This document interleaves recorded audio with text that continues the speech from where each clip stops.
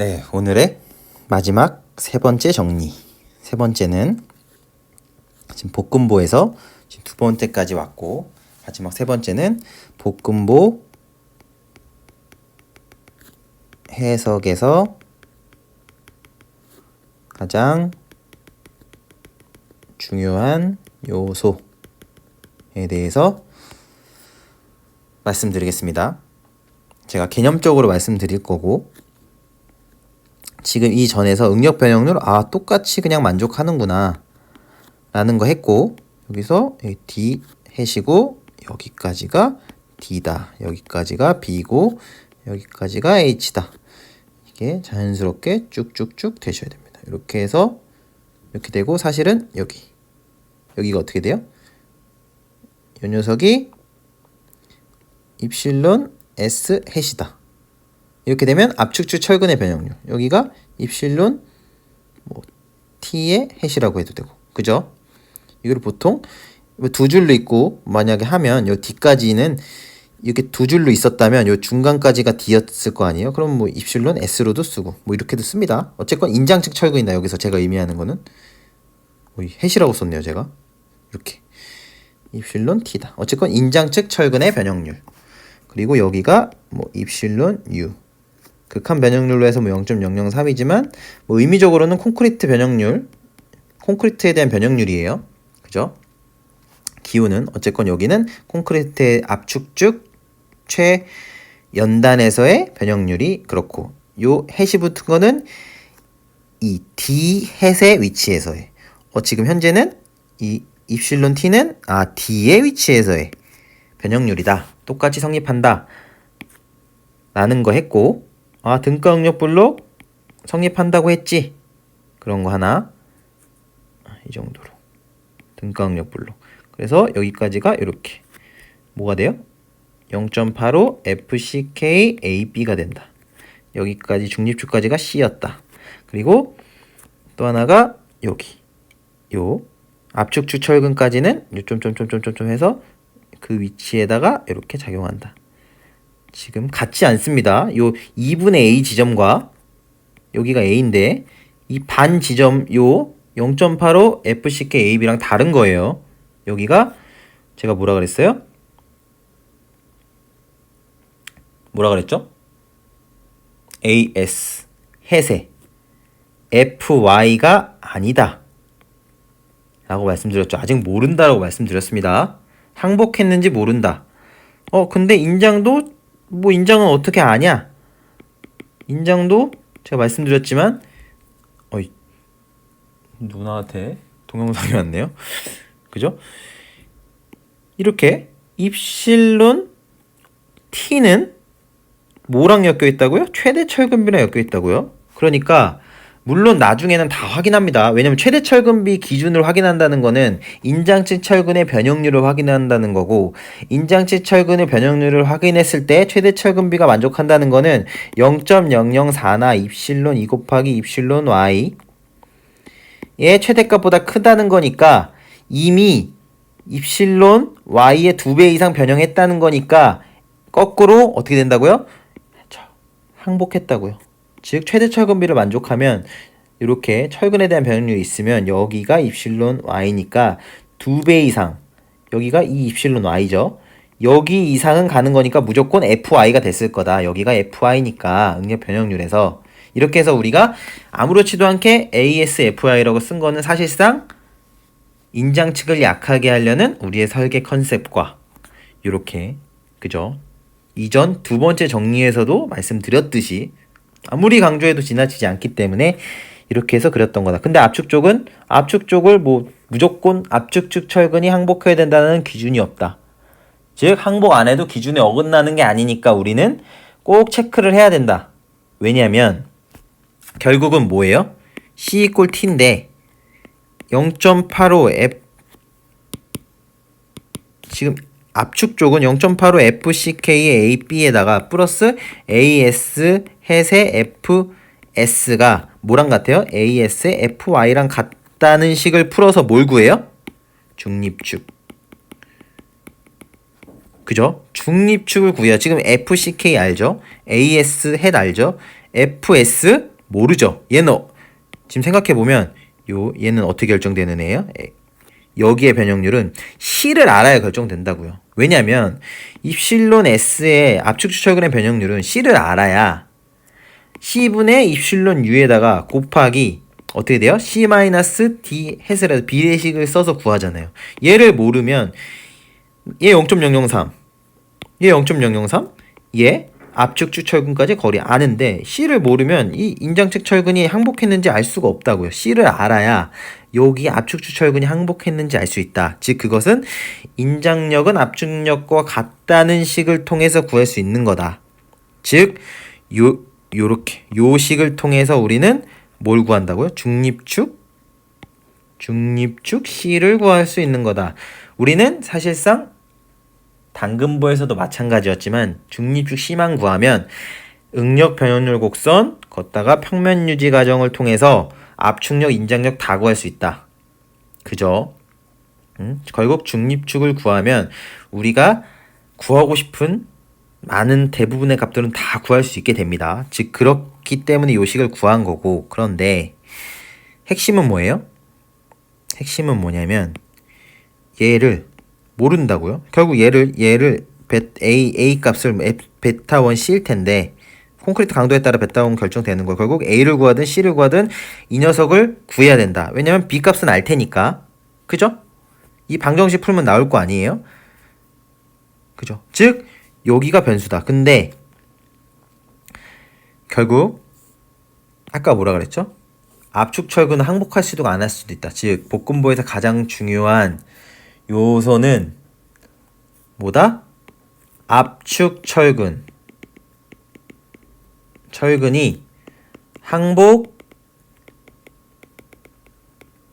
항복했을지 안 했을지가 중요하다. 압축 철근의 항복 여부가 가장 중요합니다. 일단은 압축 철근이 항복했냐 안 했냐 모른다고요. 그래서 이 방정식을 풀 때는 보통 절차적으로 어떻게 하냐면 얘를 어떻게 풀어요? 식이 하나잖아요. 식이 하나라고요. 일단 그죠? 근데 처음부터 아까 이 식 있죠? 중립축에 대한 식으로 이 녀석을 FS가 어떻게 돼요? FS는 사실상으로 탄성계수비 곱하기 입실론 S의 햇이죠. 근데 입실론 햇이 뭐였어요 아까? 뭐였죠? C분의 입실론 U. 입실론 U를 쓰면 또 어려우니까 0.003이라고 하고 곱하기 C-D 햇. 얘가 되겠죠? 여기다 2 곱한 거. 그게 FS입니다. 이렇게 되면 미지수는 C밖에 안 남아요. C밖에 안 남습니다. 그죠? 그렇게 바로 C를 구하지 않고 보통은 어떻게 구하냐면 어떻게 한다고요? 첫 번째로는 압축 철근 항복 가정. 압축 철근을 FS를 FY로 두고 먼저 풉니다. 풀면 C 나오죠? 그러면 C를 알면 뭐를 알 수가 있어요? 입실론 얘를 알 수가 있죠.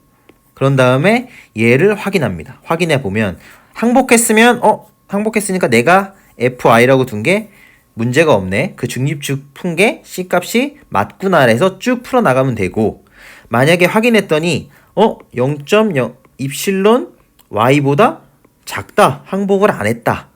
그러면 어떻게 구해야 된다고요? 요거? 압축력의 요 철근의 압축력 FS를 어떻게 구해요? 좀 전에 구한 입실론 곱하기 탄성계수에다가 이걸로 구한다고요. 요거 어떻게 구한다고? 다시 한번 C분의 0.003의 D가 아니고 C-D 햇으로 풀어서 뭘 풀어요? 그 다음에 2차 방정식을 푼다고. 2차 방정식 풀어서 C를 구한 다음에 다시 C를 통해서 변형률 구한 다음에 막 이렇게 한다고요. 그죠? 즉 압축 철근이 항복했냐 안 했냐를 모른다. 근데 그게 이 방정식 하나만 보더라도 압축 압축 철근이 항복한다고 FY로 두고 풀었는데 항복을 안 했다라고 하면 내 가정이 틀려버리니까 다시 계산을 해야 되잖아요. 즉 그런데 우리는 항복했다고 가정한 다음에 쭉 푼 다음에 이 철근 입실론의 S의 햇을 구해보고 항복했으면 넘어가고 아니면 다시 계산한다. 그죠? 즉, 압축 철근이 항복했는지가 굉장히 중요한 요소가 되겠다라는 것을 일단 염두에 두시면 됩니다. 제가 말씀드리고 싶은 거는 복군보에서 가장 중요한 요소는 뭐라고요? 압축 철근이 항복했는지 안 했는지가 중요하다. 그죠? 그러면 제가 이거를 아신 상태에서 두 가지만 더 얘기하고 마치도록 하겠습니다. 두 가지만. 첫 번째는 응력 변형률 곡선 성립한다 그랬죠. 그러면 이렇게 우리는 인장 측을 약하게 하죠. 그죠? 그래서 뭐라 그랬죠? 인장 측 철근이 많이 내면 많이 넣을수록 어떻게 돼요? 이렇게 되죠? 인장 쪽이 세지니까 그러면 이 녀석이 최대 철근비 기준 2배 이상 변형해야 되는데 점점점 만족 못하는 쪽으로 와버리죠. 철근을 인장 측 철근이 많이 넣을수록 그죠? 불리해집니다. 철근 기준을 만족 못하게 돼요. 즉 입실론 T가 줄어든다고요. 인장 측 많이 넣을수록 인장 측이 강해지니까 내가 변형 조금만 해도 평형 만족시키지. 그러니까 인장 측 변형률은 줄어든다. 그런데 지금 이거 여기는 고정이죠. 여긴 0.003으로 고정입니다. 압축 측은 우리의 가정이 이 녀석 봐요. 파란색에서 빨간색으로 갈 때 여기에 압축 철근이 있다 그랬으면 압축 철근 입장에서는 어떻게 돼요? 증가하죠? 인장 측과 반대입니다. 인장 측 철근은 줄어드는데 인장 측 철근 많이 넣을수록 압축 측 철근은 변형률이 늘어난다. 즉 압축 철근은 언제 항복해요? 인장 측 철근 조금 넣었을 때, 많이 넣었을 때 인장 측 철근을 많이 넣으면 많이 넣을수록 오히려 압축 철근을 항복해 버린다고요. 근데 설계 기준에서 압축 측 철근을 항복시켜야 된다는 기준이 없죠. 우리는 압축축이 강한 거를 원하지 않아요. 그죠? 그런데 이렇게 된다라는 거. 그죠? 반대구나. 반대가 되네, 진짜. 이거를 하나 인지하시는 거. 그죠? 그거 있고, 일단. 그 다음 두 번째는, 우리가 아무렇지도 않게, 식을, 10분 넘은 것 같은데, 일단은 마무리는 해야 되니까 이렇게 썼지만 실제로 뭐가 중복돼 있어요? 이렇게 되면 보시면 이 압축축이라고 이게 인장축이라고 인장축은 요걸로 문제 없죠. 인장축 콘크리트 파괴되죠. 즉 인장축 철근으로만 정하니까 이렇게 된다라고 하고 문제 없는데 압축축 철근은 얘가 이렇게 있으면 요 앞에 식 보시면 여기가 여기가 A라고 하겠습니다. 이렇게. 그죠? 이렇게 할 때, 이 등가응력 블록 할 때 요 전체 면적에 대해서 했죠? 0.85 FCK에 여기가 AB로 했습니다. 그죠? 그런 다음에 여기 AS 햇에 FS가 들어가죠. 그죠? 그런데 뭐가 중복됐어요, 지금? 지금 면적상 어디가 중복이 됐냐면 지금 요 철근 면적 있죠. 철근 면적. 이 철근 면적만큼 그죠? 실제로 이 철근이 있는 위치는 빼줘야 되잖아요. 사실 여기서 0.85 FCK에서 그죠? 0.85 FCK 할 때 요 철근 면적 정도는 빼줘야 된다고요, 원래. 두 번 더 하게 된 거니까. 요 철근이 있어서 하는데, 여기다가 철근이 있는 면적까지 봐줘서 지금 0.85 FCK AB를 했잖아요. 그런데 여기서 빼줄 게 아니고, 왜냐면 여긴 등가응력 블록으로 요 면적이라고 하면, 오히려 요거를 할 때, 얘를 AS 햇의 FS를 쓰는 게 아니고, 지금 뭐가 중복됐다고요? 어떻게 써야 된다고요? AS 햇의 응력 FS에서 빼기 0.85 FCK만큼을 빼줘야 된다고요.